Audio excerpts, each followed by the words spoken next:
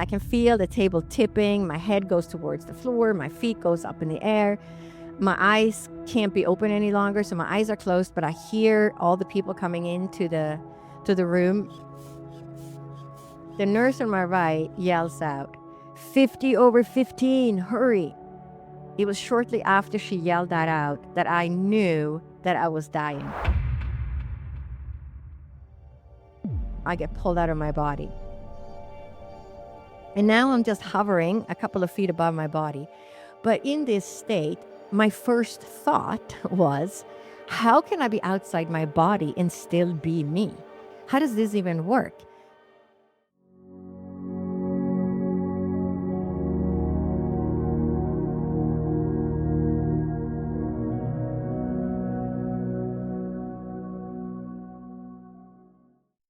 Hi, my name is Dr. Lotte Valentin, and I'm going to be sharing my journey from the 2 near-death experiences I had. So my first near-death experience happened in 1992, and it happened after I gave birth to my 3rd child. And the birth itself was a story because I gave birth between a 7.4 and a 7.2 earthquake. And it was one of those moments in your life when you think you are going to die. And about 10 days later, I started hemorrhaging. So I hemorrhaged right after birth, but we didn't have any power in the hospital because we lost all the power. And 10 days later, I hemorrhaged, and it was a very large blood clot, the size of a man's large fist. And I went to the ER, and they did a manual inspection, and they said, well, could have been a second lining that came out, and they sent me on my way. The next evening, I hemorrhaged again, and we called the hospital, and they said, we're going to set you up, and you can see the doctor tomorrow morning. Saw the doctor Friday morning, same routine again. They did a manual inspection, sent me on my way. That afternoon, I hemorrhaged again, so I went back to the ER, and again, they did a manual inspection, and they left me on the table or in the room for observation.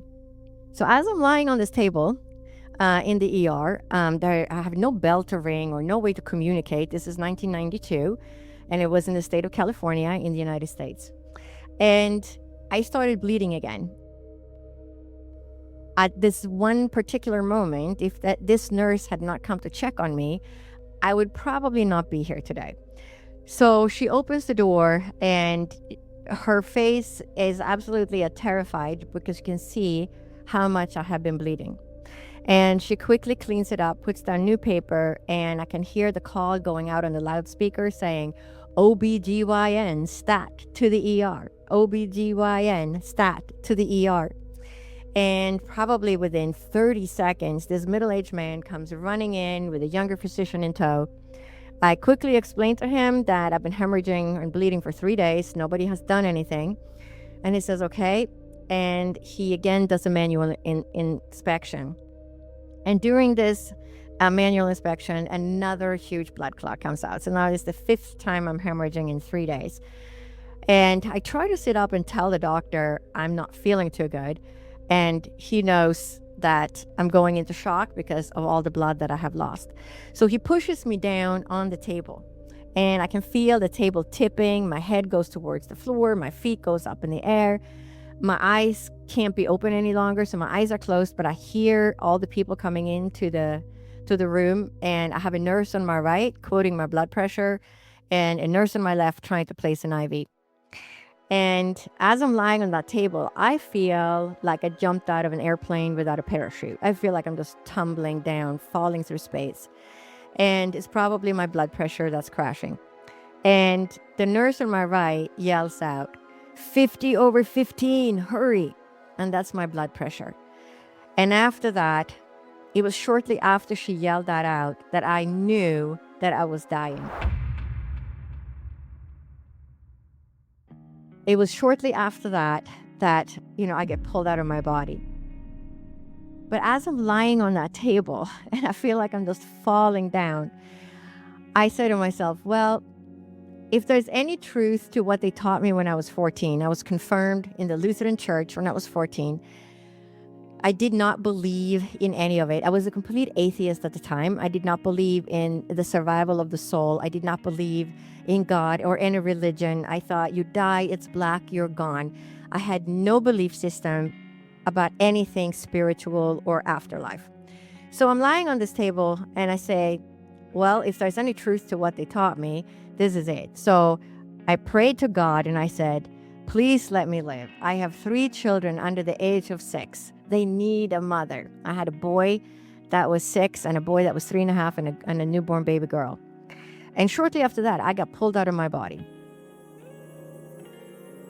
And now I'm just hovering a couple of feet above my body. But in this state, my first thought was, how can I be outside my body and still be me? How does this even work? Because I did not have a belief system at all that would support that belief. But there I was. And when I was outside my body, I was still me. The way I feel when I'm inside my body, the way, this is who I am. I was still that person just outside my body. So it's like you're driving your car to the grocery store and it's your car and your body is living in the car while you're driving to the grocery store. Then you step out of the car. You're still you. You didn't change because you stepped out of your car. And that is the exact same feeling when stepping out of your body. I was still me. I was still that same person, just outside my body. And there was no time in this state. There was an awareness that you had access to past, present, and future all at the same time. And I could not understand, I searched the entire public library in San Francisco for anything physics that could show me why is it that there's no time in this state. But when I'm inside my body, we experience time. The body is aging, just yesterday and tomorrow and the future. But in this state, there was no difference. It was as everything existed simultaneously.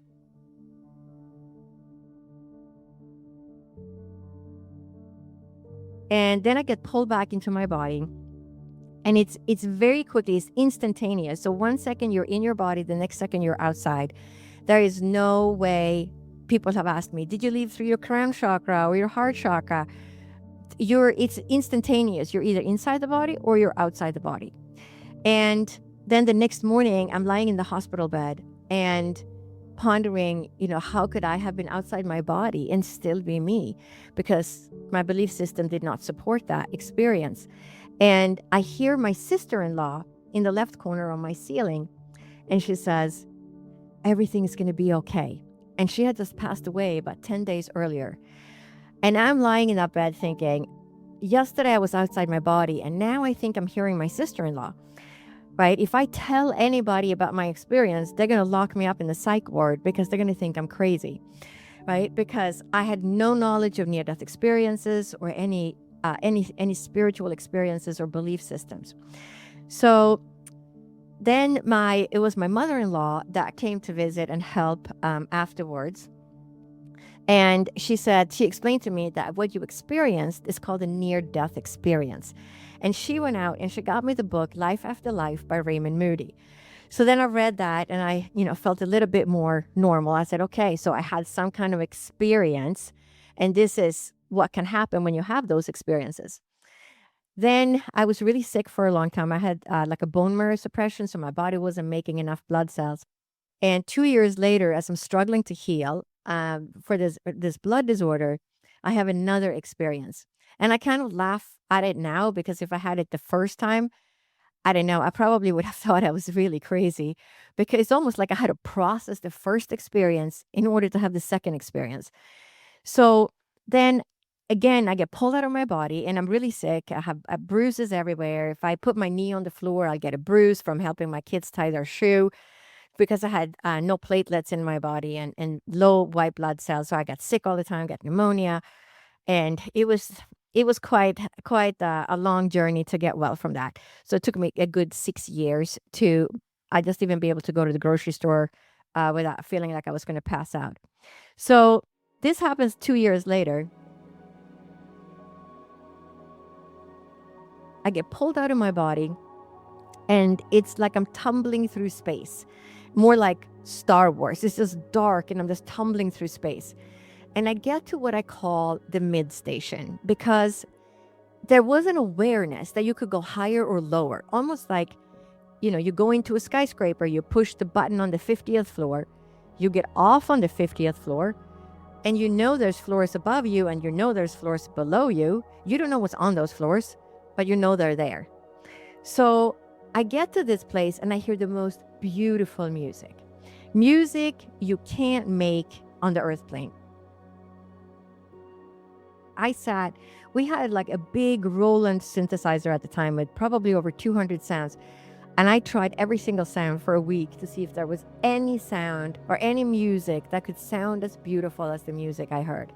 But there was no sound. And as I get there, I'm thinking, where does this beautiful music come from? So I look to my right and I see a little log cabin. I open the door, I look inside, but it's empty. So then I look to my left. I see a mirror image and I look inside, but it's empty. But then I get enveloped. So for anybody who has been in a really dense fog, you know that the fog just rolls in and it just envelopes you and you are in the middle of that fog, surrounded by the fog. Except that this was the brightest, whitest light you can imagine. But it kind of rolled in and enveloped me. So I'm completely surrounded by this love. But this light is just pure, unconditional love. We come from this light. We are part of this light. We carry this light within us.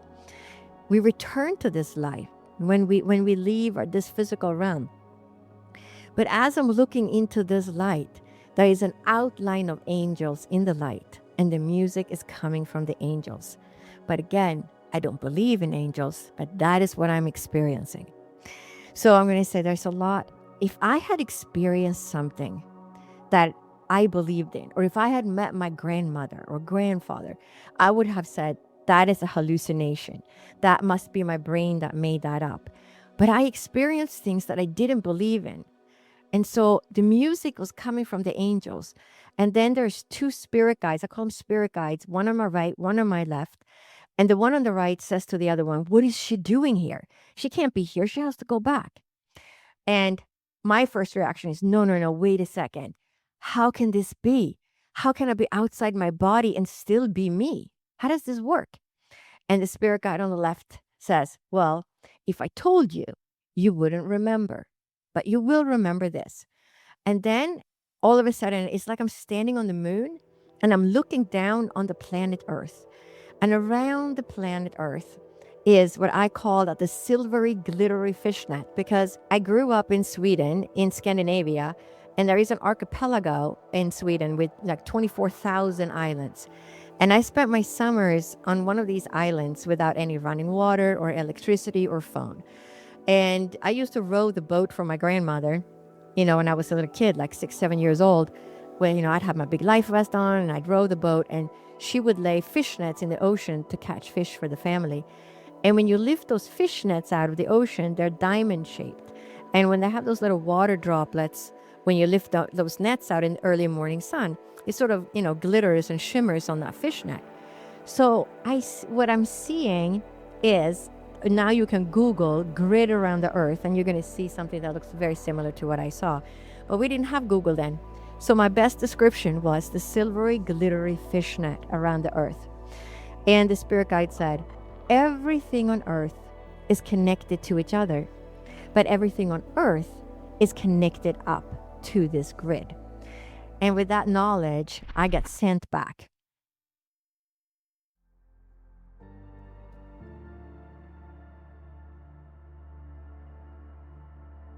What followed was a lot of spiritual experiences. So I had a lot of electrical interference, which we know from IAND's International Association of Near-Death Studies.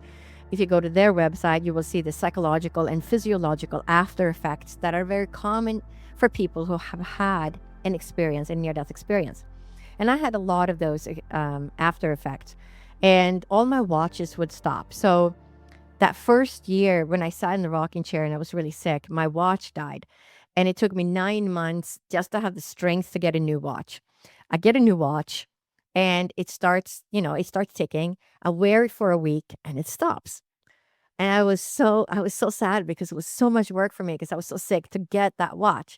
So I bring the watch back and I talk to the ladies at customer service and they say, wow, we haven't gotten any other watches back, but go ahead and pick another one out. So I get another watch. I wear it for a week and it stops. So I bring it back. And again, the same thing. The lady say, well, that's funny. We haven't gotten any other watches back. And I said, all right, it's got to be a problem with, quality control in the manufacturing plant, because I didn't know anything about, the after effects or anything that could happen to people that have a near death experience. So I pick out another watch of a different brand. It ticks for a week and then it dies. So then I tell my best friend, and she said, it's not the watches, it's you. So I had a lot of those experiences with, phone calls dropping, the VCR wouldn't turn on or it wouldn't turn off. I would stand in the hallway and direct my 6-year-old and say, no, not that button. Push the other button in the top left corner. That's how you turn it on. Because when I went to the VCR, it wouldn't work. And when I read bedtime stories to my kids, my 4-year-old would say, Mom, why is it that the light always flicker when you read bedtime stories, but never when Dad reads bedtime stories? So even the kids would notice all these different things that were happening. I walked by the television and it turned on. This is a year after. And I thought it was my boys that were playing a trick on me. And I look on the coffee table. Nope, the clicker for the remote for the TV is right there. And again, being the very scientific person I am, I went outside and I rang all the immediate neighbors' doorbell and see if they had a TV like mine, and if they had turned on their TV and they accidentally pointed the remote out through their window and then it hit my TV through my window. Now, nobody was home, or if they were home, they were not watching TV. I come back in, I walk by the TV, it turns back on. So there was a lot of electrical, what they call electrical interference afterwards. And it took me 12 years before my watch ticked a whole year. So after 1 year, my watch ticked for a month. After 2 years, it ticked for 2 months, and so on. And after 3 years, I had about 16 watches in my dresser, and I would always get a watch with a second hand so I could see, if it was working, because sometimes they would start ticking again and I could wear it for another week or so. And that's how I could tell if the watch was working. So there was a lot of those things in the beginning, but then I started experiencing seeing things before they happened. And there are many stories that happened like that. So for the next, I'm going to say 8 years, I I'm going to say it's like the spirit world trains you to listen. So in the beginning, I would see things or hear things or know things, and I would say, it's just a deja vu, or it's just a coincidence that I knew about that. But then I started writing things down, and there was, I couldn't explain it away any longer, because I would look in my notebook and I would say, okay, I did write it down yesterday. It's not a deja vu. It's not a coincidence. This is something that's happening. And so over the next 8 to 10 years, I would just get more and more messages from the spirit world. And about 8 years later, it was around year 2000. So my near-death experiences were in 1992 and 1994. And my father, who was then 81, had a stroke. And my parents and my family were still living in Sweden. I moved to the United States in 1979, so I had been here for a long time already. And they called me and they said, oh, Dad had a stroke. And he's doing fine. I said, should I get on an airplane right now? And they said, no, it's okay. Book it for Monday. I think it was like Wednesday. And I was going to bring the kids with me. They were about 12, 9.5, and 6.5 at this point. And we went to the bookstore to get some books on tape, because that's what you did back then. We didn't have so much, we didn't have all the Wi-Fi stuff we have now. And as we're doing that, I keep seeing the coffin, and I know it's my dad's coffin. I know it's my dad who is going to pass away. Now, in the meantime, one of my brothers had called me and said, no, he's doing great. They moved him into rehab. He lost his ability to speak, but he can understand our jokes. Everything is great. Don't worry about anything. That whole weekend, I kept seeing his coffin. And I kept seeing it from an angle from above, looking down on it with his dark red flowers on the coffin. And when we arrived on Tuesday morning, my sister-in-law met us, and we went straight to the hospital, and she said, we have to hurry. We don't have much time. So it turned out that my father collapsed on Friday evening in Sweden, which was almost exact time when I started seeing those images of his coffin. And that's when everything took a turn for the worse. And I'm going to say that's the spirit world giving me a warning, giving me a heads up of what's coming. So I make it to the hospital and he passes away an hour after I get there. He basically just waited for me. So then, what's up with the flower arrangement and seeing his coffin from above? Well, then I went to the store with my mom to get what are flowers for the funeral. And there's 2 huge binders. And she's looking through all the different flower arrangements. She narrows it down to 2. One of the flower arrangements is the exact flower arrangement the spirit world showed me. And she says, which flower arrangement do you think Dad would like? And I said, being the scientist that I am, I said, well, I'm not going to tell her because I know which flower arrangement I saw. I'm going to let her pick and see if she picks the one that I was shown. And I said, well, you know Dad better than I do, so why don't you pick the one you think he would have liked? So she picks the exact flower arrangement that was shown in that image. Then we get to the funeral, and all funerals I had ever been to were always held in a church because Sweden was to a large extent Lutheran. Especially during my childhood, the church and the state were not yet separated. And when you go to a funeral in Sweden, the coffin is up front and the church is either horizontal or vertical. So you're kind of seeing it straight on. But I had seen this coffin from above on an angle. Well, we get to the funeral and it's held in a cremation place and it's a special gathering room. It's a round room and it has benches that's, tiered like bleachers. And so now as soon as I saw the room, I understood why I had seen the coffin from above on an angle. But again, I didn't go automatically sit down in that spot because then I wouldn't know, if it's absolute, if it's the truth that I had been shown. So I asked the lady, I said, I am the daughter of the deceased. Where should I sit? And she said, right there, and pointed me to the right. And in that spot, it was the exact view, the exact angle of that coffin that I had been shown that previous Friday. So a lot of experience like that. And just moving through time, to when I got the message to go to medical school, it was, I'm now 12 years out. So it's 2004. And miraculously, from year 10 to year 12, all of a sudden, I started getting really well. Because 8 years after my year 2000, I was still struggling. And I thought, maybe I'm just never going to be quite normal again. And then by year 12, I was completely normal and was ready to rejoin the workforce. So I go online to look for something to, study or become a healer because my undergraduate degree was in business and computer science. And I was a programmer and systems analyst for IBM in my youth. So a very, technical kind of job. I always knew that I was a healer since I was a little girl. And my father was a physician, but he discouraged me to go to medical school because he said it takes a lot of time. It's a lot of work. Why don't you just become a nurse? But then I ended up marrying an American and moving to the United States. So then again, the language barrier, those first couple of years, I was afraid of studying the sciences. And again, I went for, business and computer science. So that's how I ended up working in tech in my youth. So I'm looking on the computer and I know at this time, I need to go back and work as a healer. I need to follow my heart. This is who I am. And having gone through this whole experience. So I look at the computer and I see something that's called naturopathic medicine. And I said, wow, they integrate, East and West. It's kind of old and new. And, they combined Western medicine with, acupuncture, homeopathy, botanical medicine. What a cool degree. Like you get such a big toolbox and you can help so many people. And then I realized it was a real medical school. So I said, I can't do that. I can't go to medical school. I'm already in my 40s. And I have to do all the prereqs. And there's no guarantee after doing all those prereqs, chemistry, organic chemistry, physics, math, biology, that they're even going to accept me. So I closed the computer, went to the kitchen. And as I get to the kitchen, now we're 12 years out.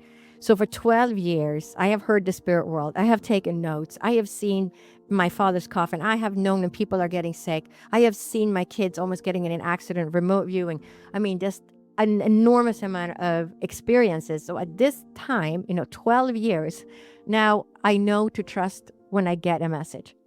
So the spirit world comes in and they say, no, you have to go to medical school and be a naturopathic doctor. That is your path. and you're to combine East and West, kind of old and new. You're to bring messages and healing to the people, and you are to write 2 books. No, wait, 3. And that message about writing 2 books, no, wait, 3. I have received that message 4 times, twice in England from professional mediums and twice in the United States from professional mediums. And it's always the same message. You're to write 2 books. No, wait, 3. So I've written my first book, and the second one is currently in my head.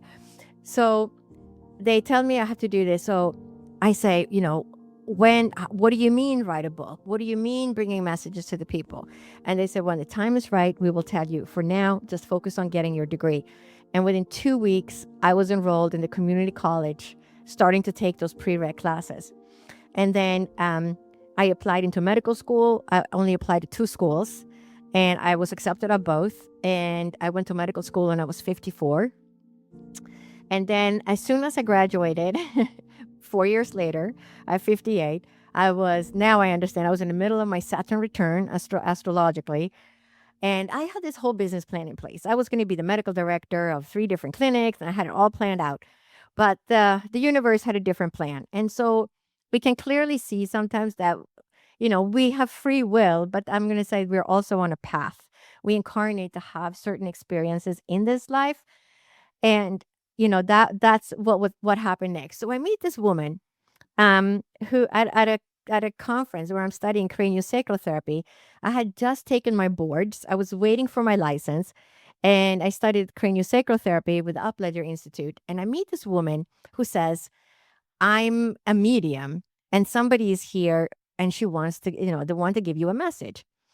Even though I had had these experiences for 25 years, I was still skeptical whether somebody else could actually bring a message to me from the spirit world, because I'm thinking they don't know anything about me. There's no way they're going to be able to identify the person. Sure enough, it was my mom. She's talking about rowing the little fish boat and laying the fish nets in the ocean. I mean, you can't make this up. So I understood that the message, which was that I needed to go to Arthur Findlay College in England to study mediumship. And I had just learned about Arthur Findlay College a year earlier. And every time I went there, the spirit world would say, you have to come back. You have to come back in 6 months. And it was this kind of hurry. And I went to England like 5 times in 2 years, a week at a time, and stepped into being a professional medium already in 2019. And I graduated from school in 2016. So in 3 years' time, I, developed into a professional medium. But that's also because I had heard the spirit world for 25 years. So I just needed to fine tune my abilities in order to, work with it. So that's when I started doing professional readings and working conferences and teaching mediumship, etc. So after all these experiences, now I'm going to say it's part of my life. It's part of who I am. I always listen for the spirit world. But, the way it shows up now, which is easy, it's easy to say, I'm not hearing the messages. So I'm going to tell you some more stories. So I'm living up in the mountains in Arizona, about half an hour south of Sedona, if people know where that is. And I'm going to drive down to Phoenix to visit my daughter, who was also living here at the time. And as I'm grabbing my purse and car keys off the kitchen counter, I see an image of mountains and in the background, and I see a red truck. And the message is, watch out for the red truck. And the image shows me the truck swerving from the right lane in all the way into the left lane and then back into the right lane. So I say, thank you, Spirit World, for the warning, because I'm used to this now. It's been going on for 25 years. And I grab my purse and my car keys, and as soon as I get on the 17, which is where the mountains are on both sides of the highway, I start watching out for the truck. Here comes the white truck, the white truck, the white truck, another white truck, a black truck, a white truck. Finally, I come up on a truck, and it's a red truck. I got the warning message, so I know to be alert. So there's a car passing the red truck in front of me, and usually when you drive in traffic, you're just going to be right behind that car. So, you're two cars passing the truck at the same time. But because of that message, I stayed behind the truck. I gave plenty of space. I waited for that car in front of me. I wanted that car to pass the truck all the way giving me space. There was no shoulder on the left-hand side. It was just like a railing. So if that truck was going to swerve, I'm going to get crushed between the truck and the railing. So I waited and waited until, the road was opening up. And as I'm sitting behind the truck, the other car is now in front of the truck. I'm getting ready. The truck swerves all the way into my lane, into the left lane, and then back into the right lane. And again, I just say, thank you, Spirit World, for protecting me. And then I pass the truck. But there's so many of these experiences, right? And I know people, have told me somebody grabbed my steering wheel and steered my car off the road. It wasn't me, or, right? I'm going to say this is when, we all have spirit guides and we're all, communicating with them. Even when you think you are not being guided, you are being guided. Think of all the times when you intuitively knew something. So now this whole integration of having studied mediumship at Arthur Findlay College, my work has become basically what they taught me, that everything is connected to each other and everything is connected up to the grid. And so now I work a lot with ancestral healing. I do one-on-one sessions with people. It doesn't matter what the problem is because everything comes from your ancestors in the end. It's how you were raised by your parents, what got passed down on the DNA, what your own interactions and reactions were, what their actions and reactions were. Trauma also gets passed on the DNA. We know that. So I work a lot with that and helping people. I also teach courses about ancestral healing. And I developed my own way of working with it, which is called Kindraya, where you work with it cognitively or your mind and you remember or you're aware of issues like my mom never understood me or my dad never spoke to me, whatever the issue is, right? Sometimes we're aware of it. Sometimes we're not aware of it. Why is it that I'm never being successful? Why is it that, all of a sudden you have a lack of communication with your children or your parents and you just have to cut that off? It all comes from somewhere, and that is ancestral healing. And then I also work a lot now as a medical intuitive. I'm not in clinic anymore. I do still have my license, but I'm not in clinic anymore. And I work with people all over the world to help them find resolution to their problems. And a lot of the people I work with are people that fall through the cracks because if you haven't gone to medical school, a lot of people have the belief that, well, if I get sick, I'm going to go to the ER. Well, there's a lot of things that we don't know about, or a lot of things that fall through the cracks because we don't have a good test for it. We don't have good imaging for it. And then they get sent on their way and they still have a problem. And then sometimes they're not even believed they have a problem, right? Because the doctor is not aware of it. So I get a lot of people that fall through the cracks in the system. And I work both intuitively, psychically, and mediumistically. So, am I a medical intuitive or a medical medium? I'm going to say I'm a little bit of both because I always work with my spirit guides. And that started in medical school when I would hear or know the patients I was being assigned, and I would already know what the problem is. And as soon as I started practicing, people walking through that door, I would hear a diagnosis. And even if the person came in for allergies, I would go the extra mile to see, if that was the issue that I had been told by the spirit world, and it would always be that. So, there is, we're all guided and we all have spirit guides. And I also do work with people and connect with their spirit guides. And I draw like a little sketch so they can see what I see because I'm mostly clairvoyant. So I see most of the things, but I also hear, know, and feel. So those are, some really fun things that I do now that came from these experiences.